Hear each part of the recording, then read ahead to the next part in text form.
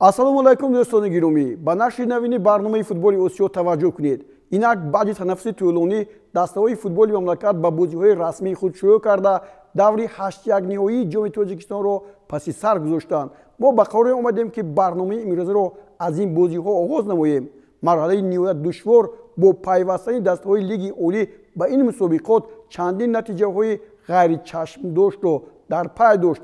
Қуръакашии бозиҳои 8-1 ниҳоӣ Равшани Кӯлобро бо Равшани Зафаробод ворди рақобат кард. Тамошо мекунем.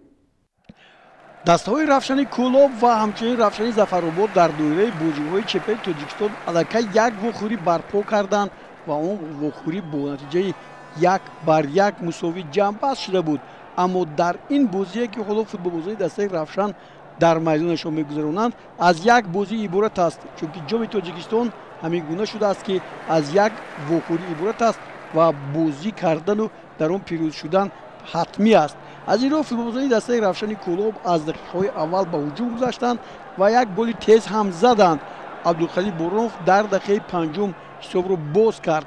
баъдан ҳайати нави дастаи Равшани Зафаробод ва ҳамчунин Равшани Кӯлоб бозиҳои ҷолиби худро, ҳуҷумҳои ҷолиби худро ба сӯи дарвозаи якдигар мегузарониданд, вале ба ин нигоҳ накарда дарвозабонҳо хуб инҷо ҳунарнамоӣ карданд ва нагузоштанд ки ҳисоб тағйир ёбад ва қисми аввали вохӯрӣ бо натиҷаи 0-0 ба поён расид.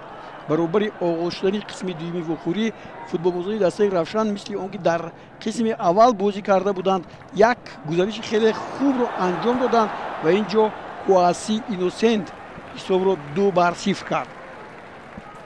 ҳоло бубинед ин ҳуҷумҳои пайдарпайи футболбозони дастаи Равшанро ки имсол бозиашон зебо аст ва аз тарафи дигар бубинед боз як зарбаи Бороновро чӣ гуна шиддатноку хавфноктар буд ва он вориди тӯри дарвоза нагашт, вале дар дақиқаи 57-ум Комрони Мирсухон як зарбаеро бо сараш вориди тӯри дарвоза кард ва ҳисоб 3-0 гардид. аммо футболбозони дастаи Равшани Зафаробод дар дақиқаи 90-ум тавассути зарбаи Сардорбек Матмуратов ягона голро ба нишон расониданд. 3-1 натиҷаи ин бозӣ аст.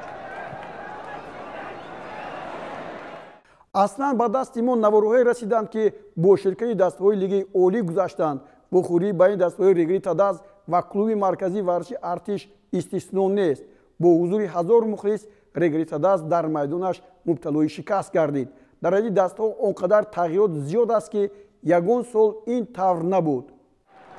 Регри Тадаз дар ҳақиқат бозигарони зиёдеро ба майдон овард. клуби марказии варзиши Артиш ҳам. клуби марказии варзиши Артиш солҳои охир дар муқобили Регри Тадаз хуб бозӣ мекунад ва дар чемпионат бо ҳисоби 1-0 пирӯзӣ ба даст овард ва голи зебои Рӯзиев ҳанӯз дар хотири мо нақш бастааст. аммо дар бозии ҷоми Тоҷикистон зарбаи ниҳоят олии Комрони Мирзонажод дар дақиқаи 75-ум боз тақдири ин вохӯриро ҳал кард ва клуби марказии варзиши Артиш ба даври бозиҳои минбаъда гузашт.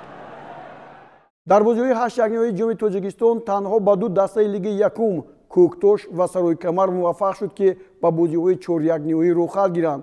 Кӯктош дастаи овозадори лигаи олӣ Хуҷандро ки баъди як ҳафта дар бозии ниҳоии минтақавии марказ барои ҷоми конфедератсияи футболи Осиё мебориза мебарад мағлуб кард. ду голи Азизбек Султонов ва як голи Сорбон Ғиёсов дар баробари як голи Сорбон Афғонов ва Далер Ёдгоров соҳибони майдон Кӯктошро ба бозиҳои 4-1 ниҳоӣ раҳнамун сохт.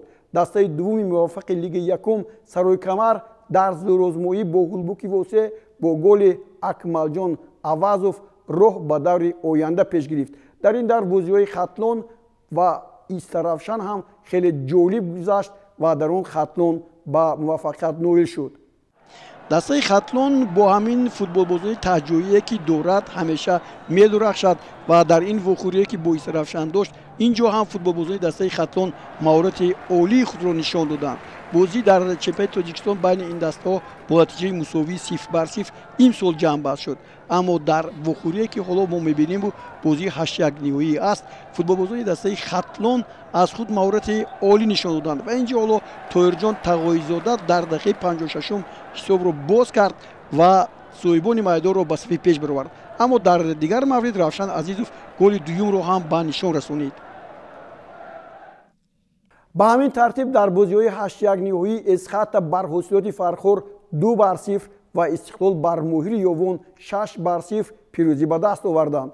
бо сабаби иштироки футболбозони дастаи Динамои Душанбе дар ҷоми Кафа ягона вохӯрии даври 8-1 ниҳоӣ бо Файзканд мавқуф гузошта шуд. ҳамакнун дар бозиҳои 4-1 ниҳоӣ Истиқлол бо Равшани Кӯлоб, Эсхата бо клуби марказии варзиши Артиш, Сарои Камар бо Хатлон ва Кӯктош бо ғолиби ҷуфти Динамо Душанбе ва Файзканди Восе қувва хоҳанд озмуд. ин вохӯриҳо рӯзҳои 27 ва 28 август гузаронида мешаванд.